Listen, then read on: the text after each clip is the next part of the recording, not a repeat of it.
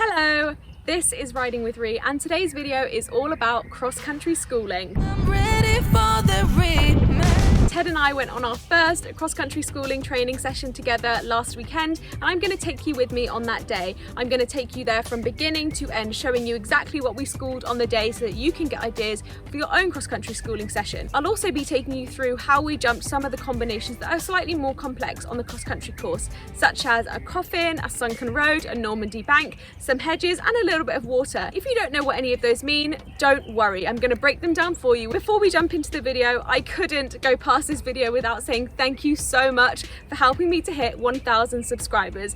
It may sound small, but it's such a huge milestone for me and it really is a big moment for YouTube creators. So if you are watching this and you are one of the 1,000 subscribers, give me a like, let me know in the comments. I'm so happy to have you here. Thank you so much. There is a lot of exciting things coming up in the pipeline that I can't talk about just yet, but it's going to be a great summer, so do stay tuned.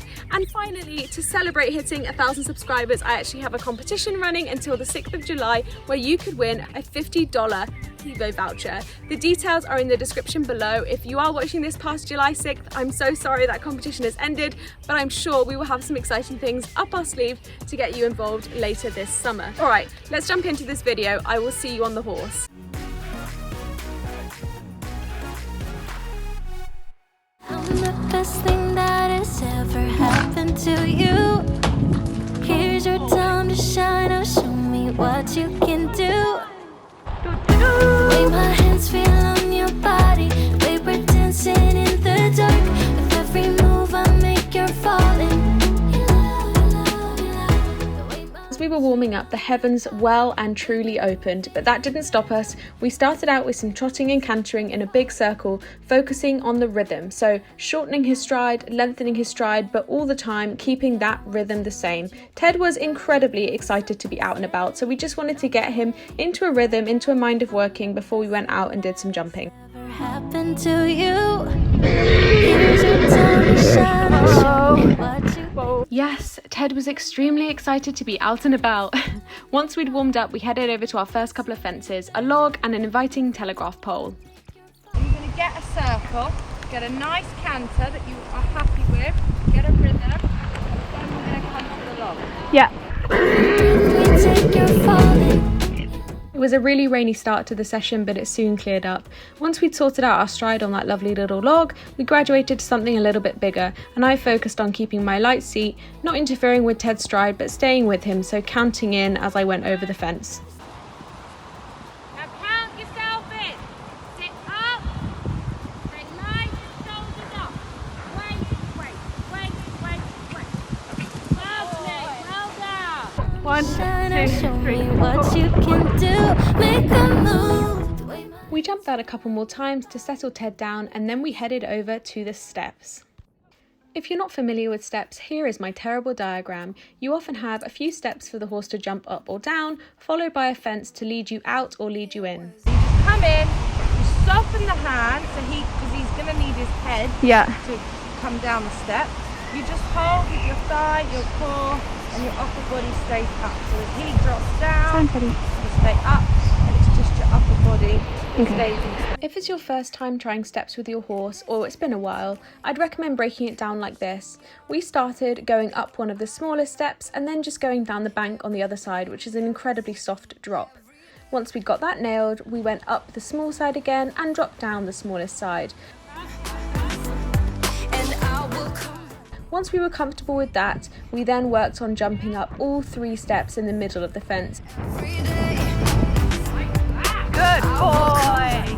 And once we were comfortable with that, we then came down the other side.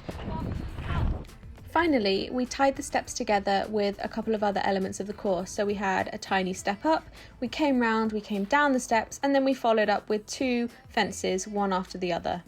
Babe, used to be scared of letting someone 3, get 4, close 1, 2, without 3. the filters. 1, But 2, you see 3, the 4. real 1, me. 2, 3, 4. Since I let you Now count yourself in.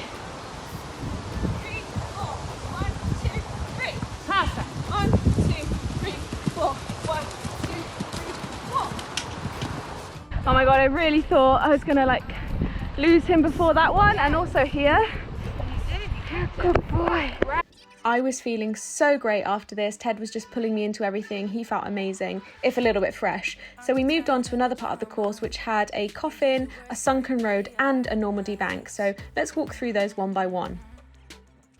So a coffin is typically a combination of two fences with a ditch in the middle. So you jump in over the first fence, have a bounce stride over the ditch, bounce stride again over the second fence, and then you're done. And just as with the steps, if you're jumping a coffin for the first time or the first time in a while, you can break it down. The first thing that we did was come in over that ditch on a diagonal, so missing out both of the fences on either side. Good boy. Next, we included the ditch plus the second fence, so jumping slightly straighter than we were before. Finally, we put them all together to jump the complete coffin.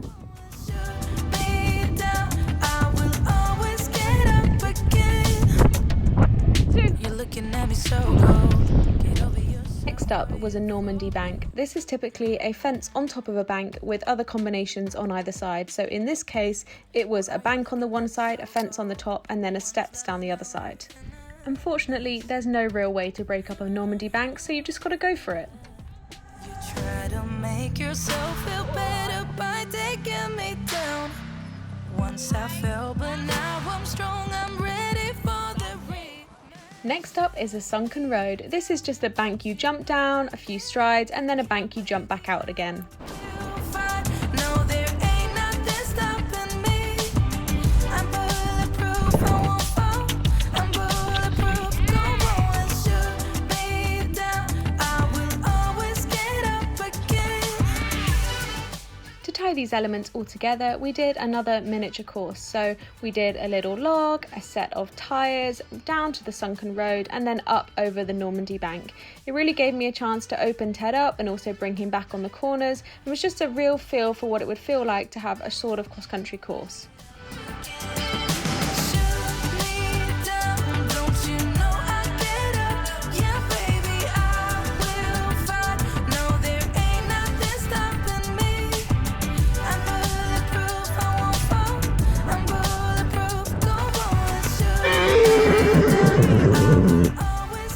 You're a noisy boy.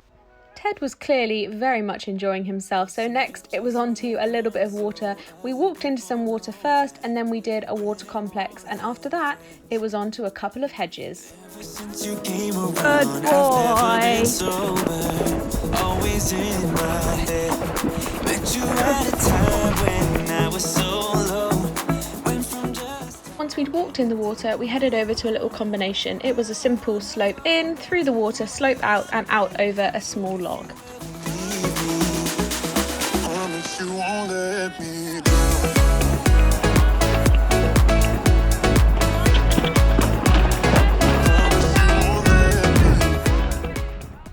A little bit of a fun canter through the long grass, and then it was on to our final few elements. The first was a twin set of hedges. Hedges are often quite big on cross-country courses, but they are often actually the nicest fence to jump because you can brush through the top.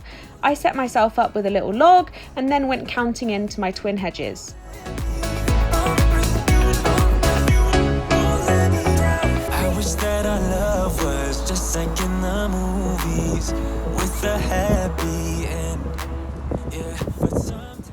Before I knew it, it was time for our final two fences, and honestly guys, I was on cloud 9 by this point. He had just been feeling incredible all day, and we ended up jumping quite a large chair and a pretty big hedge, and I'd have never had the confidence to jump that at the start of the session, so it was really such an incredible feeling. Here's the last two clips for you.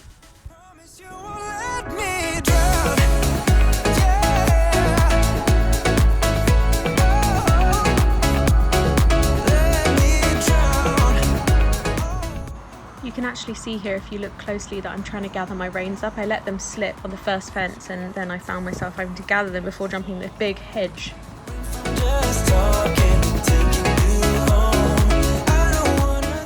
Perfect! He is. They're gonna get him deep. They're gonna get him far away. They're gonna have a look. God, he's amazing, isn't he? How was it? Absolute machine. So that is it, just the most incredible day. It was amazing to have Ted's owners there as well, watching, taking videos, coming round with us, even though they had an injury. Like, it was just so sweet. So I was on cloud 9 after this. I am going to do a follow-up video of all the cross-country questions you asked me, so do subscribe if you haven't already and you want to see that. I'll see you next time. Bye.